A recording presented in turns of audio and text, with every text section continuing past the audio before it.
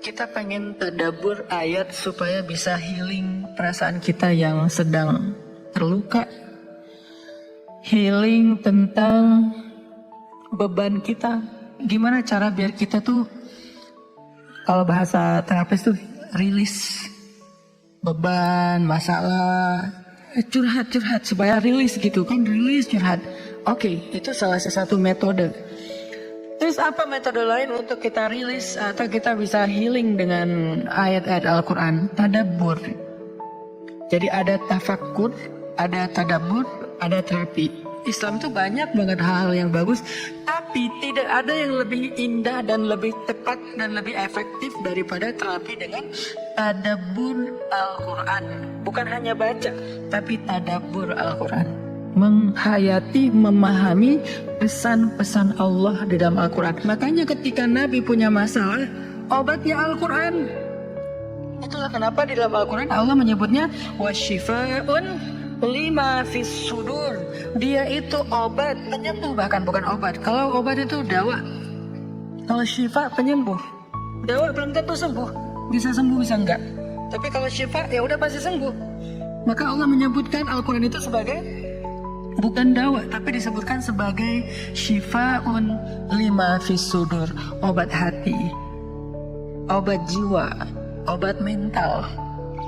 Walaupun banyak ulama menganggap bahwa dia juga bisa menjadi obat fisik, dan saya percaya itu. Tetapi yang lebih dahsyat lagi adalah dia memang obat mental.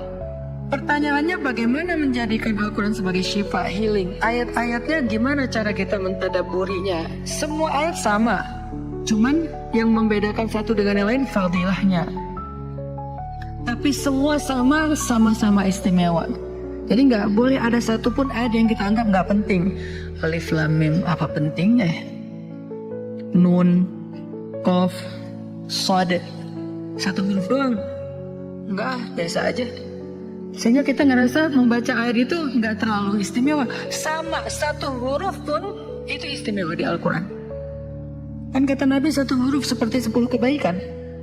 Jadi kalau kita baca Nun, udah aja, alhamdulillah udah ngaji. 10 kebaikan loh itu. Tapi kalau udah tahu 10 kebaikan, ngapain satu huruf? Udah aja wal qalami wa ma yasturun, lanjut dong. Udah tahu kan 10 kebaikan cuma satu huruf, sayang banget ya kalau ada waktu.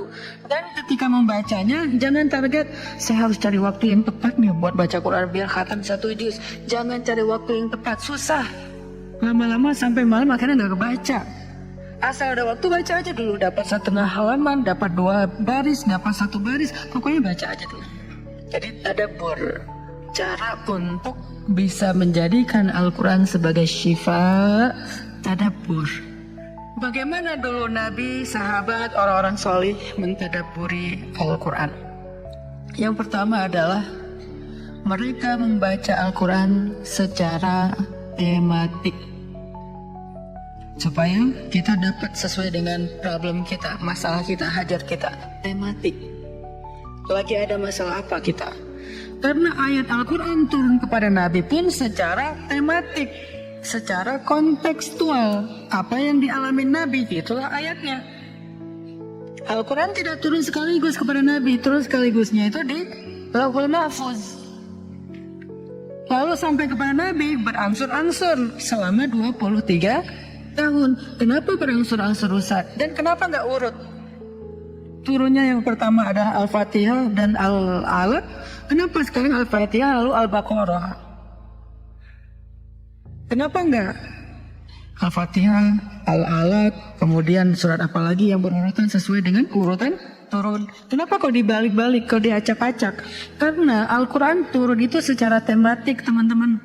Hikmahnya apa? Hikmahnya karena dia tidak turun untuk sekedar dibaca. Dia turun untuk ditadaburi supaya jadi solusi, petunjuk dalam hidup. Petunjuk apa? Petunjuk terhadap masalah yang lagi dihadapin. Dan kita nggak akan dapat petunjuk kalau nggak ngerti kan? Coba baca petunjuk penggunaan obat. Bahasanya bahasa ya bahasa Thailand misalnya, banyak kap-kapnya. Susah kan kita? Gimana berapa hari sekali? Kayaknya 5 kali sehari deh. Padahal cuma 2 kali sehari. Nggak bisa dapat petunjuk karena nggak ngerti. Maka supaya kita bisa tadabbur, kita pahami. Nah, memahami apa? Sesuai dengan tema. Kita boleh aja bagus banget malah baca Al-Quran secara berurutan, tapi itu target baca ya, target tilawah, bukan target tadabbur. Tadabbur beda sama tilawah. Tilawah tetap dia nggak usah diganggu gugat, udah segitu aja. 1 hari 1 juz, setengah juz, 2 bulan sekali khatam, sebulan sekali khatam, itu lanjut aja udah. Karena itu memang target membaca.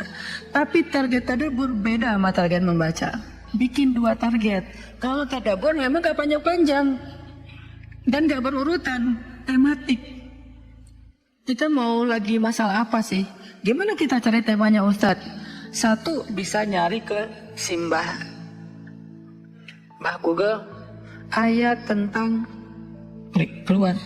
Buat kita yang mungkin kita sama nih dengan saya, masih sama-sama belajar, paling gampang tadi nanya aja ke Google, pakai aja indeks. Atau cara yang lebih, ini kalau mau,